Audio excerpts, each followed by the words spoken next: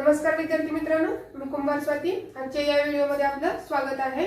आज आपण standard 9 maths part 2 यामधील टॉपिक नंबर 3 ट्रायंगल यातील पुढचा पॉइंट म्हणजे प्रॅक्टिस सेट अभ्यासणार आहोत. आपण गेल्या व्हिडिओमध्ये आयसोस्केलेस ट्रायंगल थेरम, त्यानंतर मेडियन संदर्भात असलेला जो थेरम आहे तो आपण अभ्यासलेला आहे. त्याच्यावर आधारित जी आपली प्रॅक्टिस सेट आहे ती आज आपण सोडवणार आहे.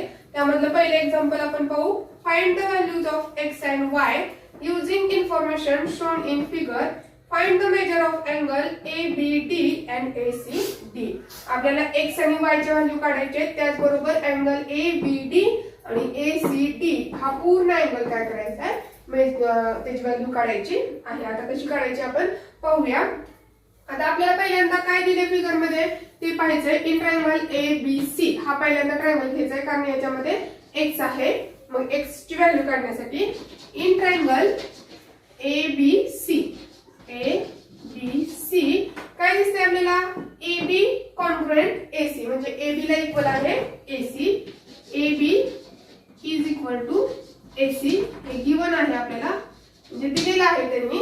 देअरफॉर आपण काय म्हणू शकतो, जर साइड जर कॉन्ग्रुएंट असतील तर त्याचे अपोजिट जे अँगल आहेत ते कसे असतात, कॉन्ग्रुएंट असतात. हे आपण कशामध्ये शिकलोय, आयसोस्केलेस ट्रायंगल थेरम मध्ये आपण शिकलेलो आहोत. त्यामुळे आपण काय म्हणू शकतो, therefore angle ABC congruent angle ACB.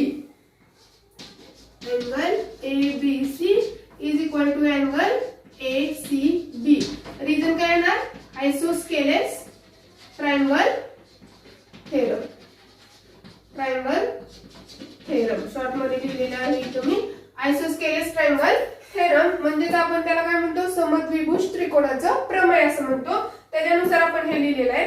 मग आपल्याला ACB अँगल किती दिलाय, 50.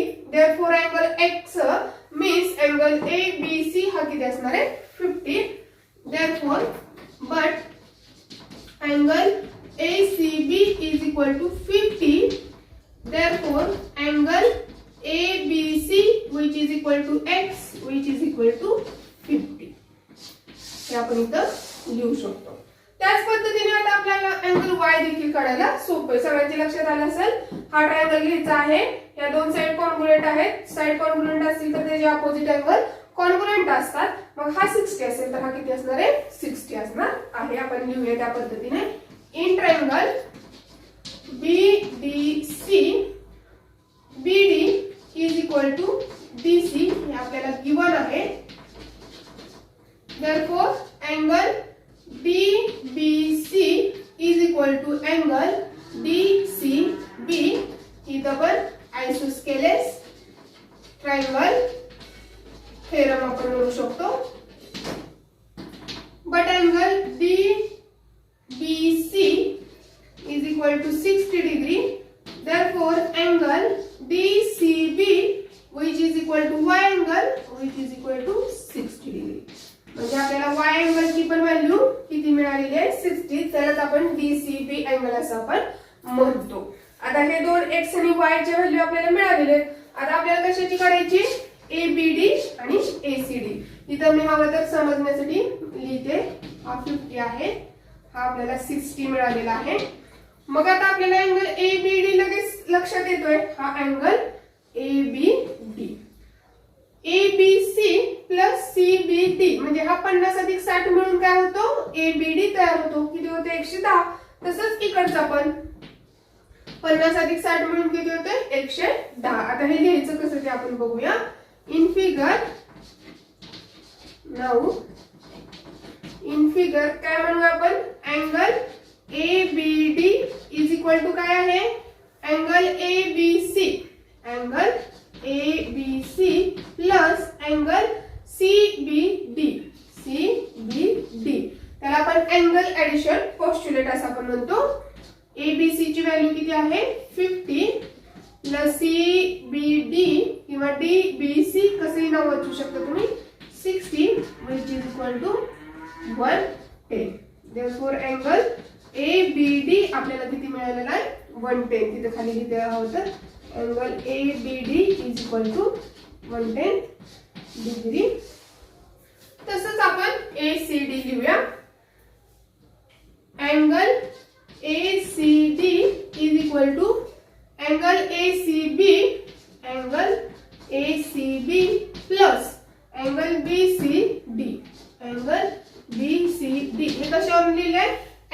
ऍडिशन पोस्टुलेट म्हणजेच आपण काय म्हणतो, अँगलची काय केलेली आहे तिथं, बेरीज केलेली आहे. Angle ACD is equal to 50 plus 60, 50 degree plus 60 degree is equal to 110. Angle ACD is also आपल्याला किती मिळालेला आहे, 110 मिळालेला आहे. म्हणजे इथं आपण काय वापरलेलं आहे, समद्विभुज त्रिकोणाचं प्रमेय वापरलेलं आहे. त्याचप्रमाणे त्यालाच आपण आयसोस्केलेस ट्रायंगल थेरम असं म्हणतो. आणि अँगल ऍडिशन पोस्टुलेट इथं लिहिते वाटलं तर अँगल ऍडिशन पोस्टुलेट वापरलेला आहे. हे झालं पहिले एक्झाम्पल. आता दुसरे एक्झाम्पल पण सोपं आहे. दुसरे एक्झाम्पल आपण सोडूया. The length of hypotenuse of a right angle triangle is 15. किती दिलेली आहे, हायपोटेनसची लेंथ दिलेली आहे 15 दिलेली आहे. Find the length of the median of its hypotenuse. Median hypotenuse वरची मेडियन काढलेली आहे, त्याची काय काढायची आपल्याला, लेंथ काढायची. ही मेडियन जी काढलेली आहे ते 50 इथं लिहिते आणि इथे समजा T पॉइंट दिलेला आहे. आपल्याला कशाची लेंथ काढायची, QT ची लेंथ आपल्याला काढायची आहे. आपल्याला मेडियन आणि हायपोटेनस संदर्भात असलेला राईट अँगल ट्रायंगल मध्ये जो थेरम आपण पाहिला होता मागच्या व्हिडिओमध्ये, त्या थेरमचा आधार इथे आपल्याला घ्यायचा आहे. मग आता आपल्याला माहिती आहे की QT इज इक्वल टू काय येणार आहे, हाफ PR येणार आहे. काय येणार आहे, हाफ PR म्हणजे 1/2 PR असणार आहे. हे कशावरून लिहिलेलं आहे, the length of A median, the length of median on hypotenuse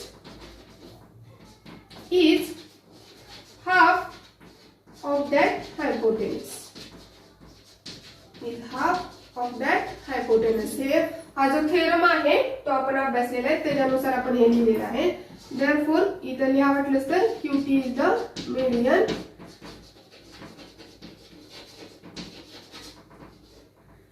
Therefore QT is equal to भागाल्यानंतर आपल्याला किती मिळते, 7.5 युनिट इतका आपल्याला मिळते. QT is equal to 7.5 unit इतके आपल्याला काय मिळते, व्हॅल्यू मिळते. अशा पद्धतीने आपलं हे दुसरे एक्झाम्पल इथं सोडून झालेलं आहे. यानंतर आपण तिसरे एक्झाम्पल सोडूया. In triangle PQR angle Q is equal to 90 degree.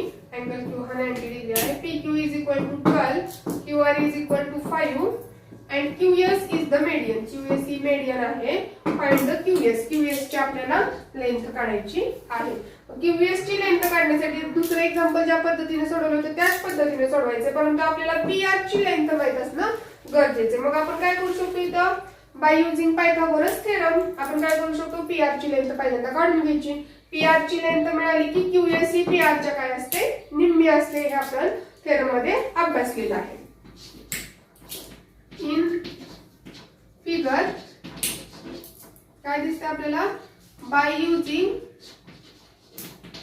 Pythagoras theorem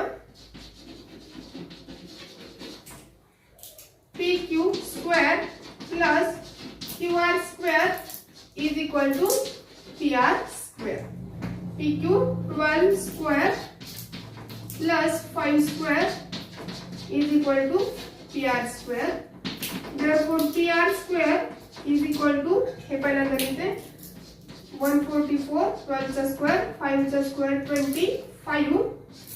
PR square is equal to 169. PR चा स्क्वेअर किती, 169. दोन्ही बाजूचे स्क्वेअर रूट काढून घेऊया. PR is equal to 13 by taking square root of both sides. आता आपल्याला PR काय मिळालेला आहे, 13 मिळालेला आहे. मग आपण QS is the median. Therefore QS is the median. Therefore QS is equal to half PR. इथे आपण थेरम लिहू शकतो. The length of median of the hypotenuse is half of the length of hypotenuse.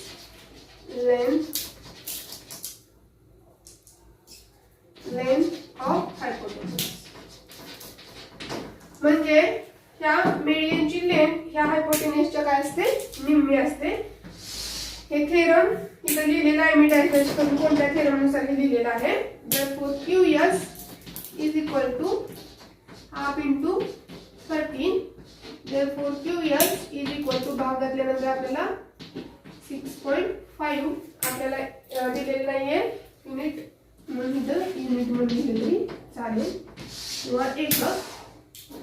या पद्धतीने QS ची value आपल्याला किती मिळाली, 6.5. या पद्धतीने आपण काय करू शकतो, ही एक्झाम्पल सोडवू शकतो. प्रॅक्टिस सेट 3.3 या पद्धतीने आपल्याला सोडवण्यासाठी मदत होते. धन्यवाद.